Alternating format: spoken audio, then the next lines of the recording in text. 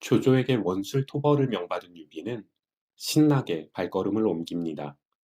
중간에 허저가 나타나지만 가볍게 무시하고 서주로 향하지요. 이미 쇠약해질 대로 쇠약해진 원술, 조조의 병사를 빌린 유비의 상대가 되지 못합니다. 신나게 얻어맞고 달아난 원술은 꿀물 타령을 하다가 피를 토하고 죽습니다. 하지만 조조의 밀명을 받은 서주 태수 차주가 유비를 기다리고 있었습니다. 차주가 유비를 암살하려 하지만 진등의 제보로 관우에게 목이 달아납니다. 자의반타의반 조조에게 반기를 들게 된 유비는 원소와 동맹을 맺으며 대비합니다. 이후 유비는 조조가 보낸 유대와 왕충을 물리치고 안심하게 되지요. 하지만 조조는 보통 인물이 아니었습니다. 20만 대군을 이끌고 서주를 침공합니다. 이렇게 궁지에 몰린 쪽이 선택할 수 있는 방법은 딱 하나뿐입니다. 장비의 제안에 따라 유비는 조조 진영에 야습을 가하지만 이미 조조 손바닥 아닙니다. 간신히 목숨만 건진 유비는 원소가 있는 업으로 달아나지요.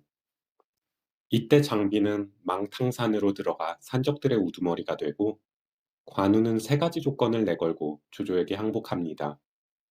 관우가 알량 문추의 목을 베자 생명이 위험해진 유비는 연암으로 몸을 피합니다.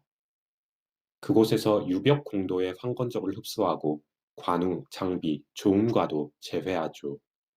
자신감이 생긴 유비는 허도를 급습하려 하지만 조조의 공격을 받고 대패합니다.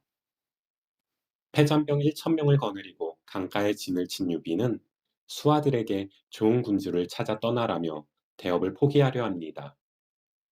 그러자 관우가 한고조 유방의 사례를 들어 유비를 격려하고 손건의 조언대로 유표에게 의지하러 갑니다.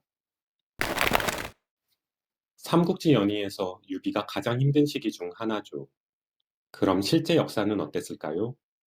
우선 원술 토벌을 명받고 동쪽으로 향한 것은 맞습니다. 그런데 원술과 싸우지는 않죠. 원술이 사치를 일삼는 바람에 원술의 군대는 군량이 바닥나 버립니다. 원술은 자신의 수하였던 첨산의 뇌박과 진난에게 의지하려 했지만 이들이 원술을 받아줄 리 없죠.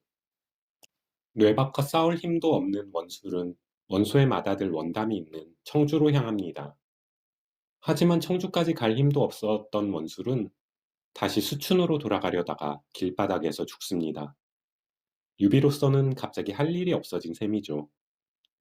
하지만 유비는 허도로 돌아가지 않고 서주로 향합니다. 그리고 자신을 맞이하는 서주태수 차주를 급습해 목을 뱁니다. 이후 유비는 본격적으로 세력을 모읍니다. 서주의 군벌이었던 창의가 조조를 배신하고 유비를 따르고 산적들도 유비 수하로 들어갑니다. 유비는 순식간에 수만 명의 병력을 모읍니다. 원소와의 동맹도 어려울 것이 없었습니다. 연희와 달리 유비는 원수를 공격하지 않았으니까요. 연희에선 유비가 유명한 학자인 정연의 글을 받아 원소에게 보내자 원소가 유비가 내 동생을 죽였지만 정연 선생님께서 부탁하시니 어쩔 수 없군 하고 동맹을 맺습니다. 유대와 왕충이 공격해오지만 쉽게 물리칩니다. 그리고 유대와 왕충에게 모욕적인 발언까지 합니다. 너희 같은 녀석들 100명이 와도 상대 안 된다. 조조라면 모를까. 일이 생각했던 대로, 아니 생각 이상으로 술술 풀리자 유비는 마음을 놓습니다.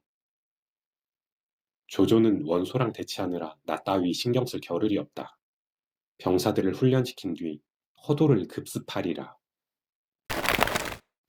하지만 조조는 유비를 유비 따위가 아닌 원소보다 무서운 영웅으로 높이 평가하고 있었습니다.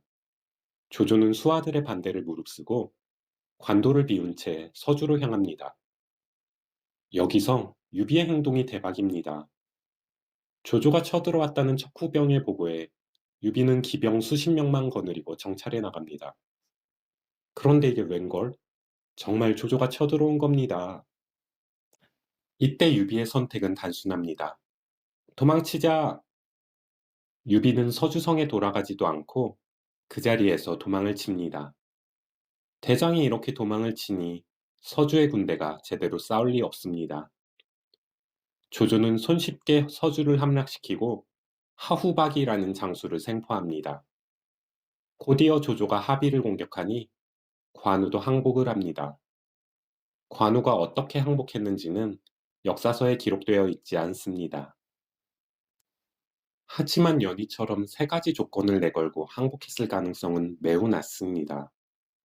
조조가 관우를 높이 평가하긴 했지만 뭐가 아쉬워서 그런 말도 안 되는 조건을 받아들였겠습니까? 관우가 죽은 뒤 중국에서 신으로 대접받았으니 연희에서 관우를 띄워주기 위해서 그랬을 겁니다. 아무튼 유비는 청주로 헐레벌떡 달아납니다. 장비의 행적에 대한 기록이 없는 걸로 봐서 유비와 함께 도망쳤을 가능성이 큽니다. 장비도 이 당시 관우와 함께 만인지적이라는 평가를 받는 유명 인사였으니 유비와 행적을 달리했다면 기록이 남아있었을 겁니다. 다행히 청주의 원담은 유비를 환대해 줍니다. 여기에는 이유가 있죠. 과거 유비는 서주자사 시절 원담을 무죄로 추천해 주었습니다. 당시 자사나 태수의 추천을 받고 관직에 오르는 것이 하나의 관례였고 자신을 추천해 준 사람을 은인으로 여겼습니다. 원담뿐만 아니라 원소도 유비를 후히 대해 주었는데요. 이것은 유비가 원소에게 명분을 줄 수 있는 존재이기 때문이 아닐까 생각합니다. 유비가 의대조 사건의 인물 중 한 명이므로 조조를 제거하라는 황제의 명을 받은 유비와 뜻을 함께한다라고 원소가 외부에 홍보하지 않았을까 싶습니다. 이렇게 유비가 업에서 손님 생활을 하던 어느 날 조운이 유비를 찾아옵니다. 조운은 공손찬 수하였던 시절부터 유비와 인연이 있었습니다. 공손찬이 조운에게 유비를 도와 원소를 맡게 했죠. 이때부터 조운과 유비는 서로 마음이 통했습니다. 이후 조운은 형이 죽자 고향으로 내려가 돌아오지 않았습니다. 공손찬의 인품에 실망해 떠난 것이겠죠. 그렇게 고향에서 숨어 살던 조운은 유비가 업에 왔다는 소식에 한 걸음에 달려온 겁니다. 이후 유비는 연암에서 황건적 유벽과 함께 조조의 후방을 교란하게 됩니다. 이때 관우가 조조의 곁을 떠나 돌아오니 유비는 관우 장비 조운이라는 막강한 장수진을 거느리게 됩니다. 조조 역시 가만히 있을 수 없습니다.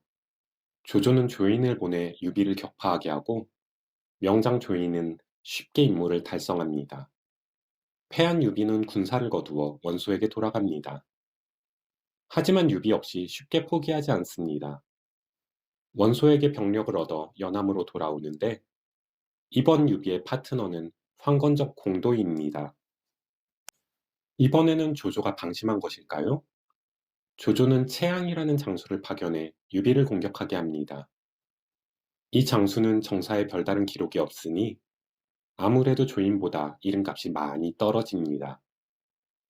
이때 조조는 원소의 공격을 막기에도 벅찬 상황이라 여유가 없었을 겁니다. 덕분에 유비와 공도는 채양의 목을 베고 승리를 거둡니다. 이렇게 연암의 싸움은 조조와 유비가 1승씩을 주고받습니다. 마지막 세 번째 전투. 이번에는 최종 보스 조조가 직접 출격합니다. 관도대전에서 대패한 원소가 업으로 달아났기 때문에 조조에게 여유가 생긴 거죠. 조조가 온다면 유비의 선택은 뻔합니다.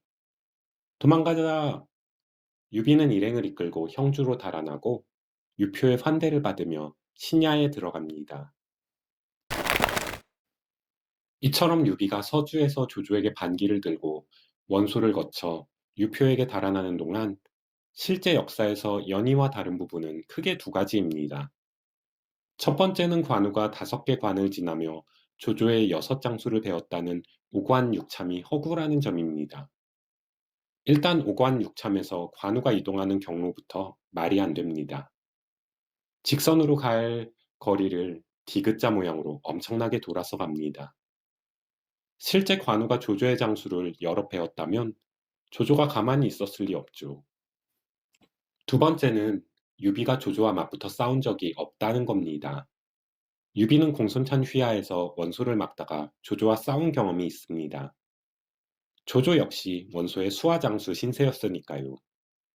이후 서주에서 도겸을 구하기 위해 조조와 전투를 벌입니다. 이후 유비는 조조가 여포를 토벌하는 것을 옆에서 지켜봅니다. 이런 과정을 거치면서 유비에게는 조조 트라우마가 생긴 것으로 추측됩니다. 조조가 나타나면 무조건 도망을 치죠. 이렇게 유비가 형주로 달아나는 동안 중원의 절대강자 원소는 관도대전에서 조조에게 무릎을 꿇습니다. 다음 시간에는 관도대전의 숨겨진 진실 몇 가지를 살펴보겠습니다. 감사합니다.